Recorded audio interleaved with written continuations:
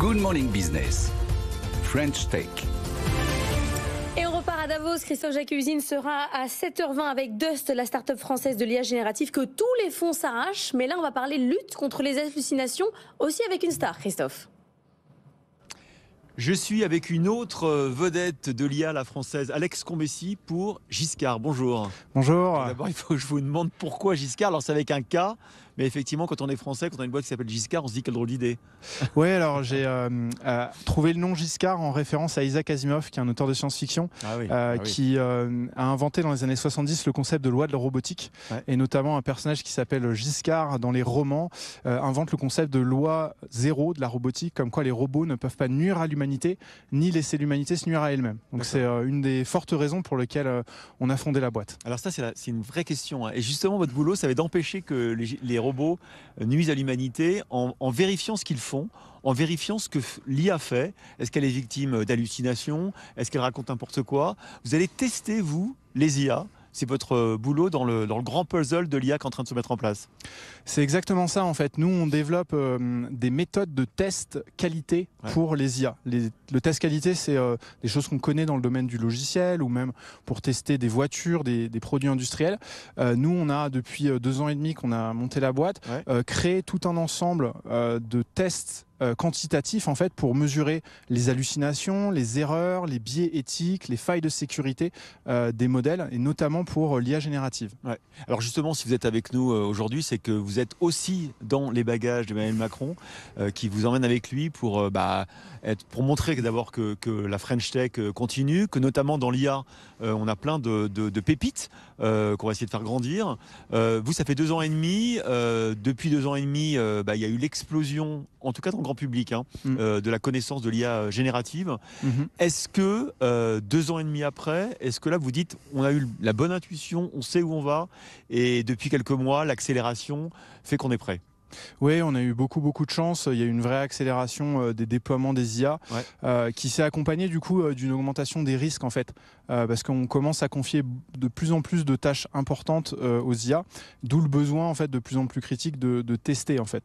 Et notamment, il y a eu une forte accélération grâce à la régulation européenne qui a été votée en fin décembre l'année dernière et qui est le premier texte. C'est vraiment une première mondiale. C'était de la science-fiction en fait.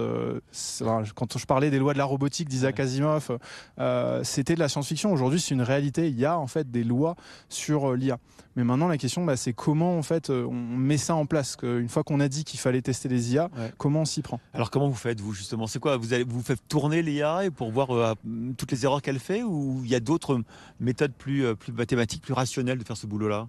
Oui, tout à fait. La bonne nouvelle, c'est qu'il y a vraiment tout un ensemble scientifique. Et nous, on a investi dans la science. On a un labo de recherche dédié sur la safety, la qualité des IA.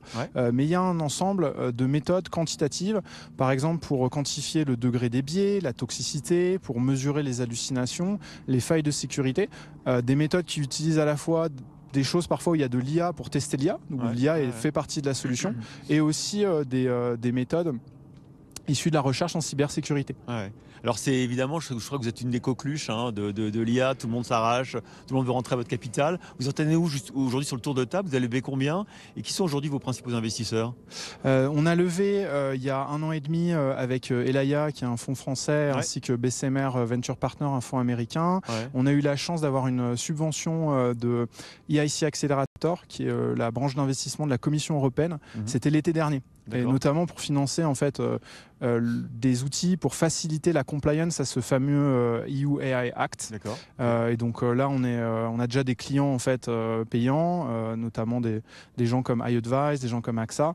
Donc on compte délivrer, continuer à distribuer le produit en France, en Europe, et on va commencer également aux États-Unis. Et vous avez levé combien à peu près au total aujourd'hui? Au total, on a levé 5 millions sur les 2 ans et demi de la société. Et vous êtes combien dans l'entreprise? Aujourd'hui, on est 25 et on recrute encore beaucoup, notamment en recherche, côté client, côté commercial. Donc on devrait être une 40aine à la fin d'année. C'est dur de recruter les cerveaux. On est avec certains de vos collègues, concurrents, amis, je ne sais pas comment il faut dire, à la fois Dust, Pasquale, etc.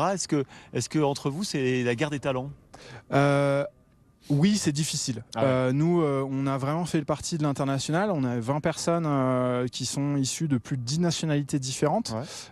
Pour nous, il faut aller chercher les talents partout où ils sont. On a beaucoup de chance en France d'être un pays qui est très compétitif en termes d'attractivité, que ce soit d'un point de vue financier pour les salaires ou même en termes de qualité de vie pour attirer des talents internationaux. Et le fait d'être une start-up française, est-ce que c'est un atout, c'est ce que dit le président Macron en venant ici, ou est-ce que parfois ça peut être un handicap et est-ce qu'à un moment donné il va falloir aller chercher soit de l'argent ailleurs, soit des talents ailleurs?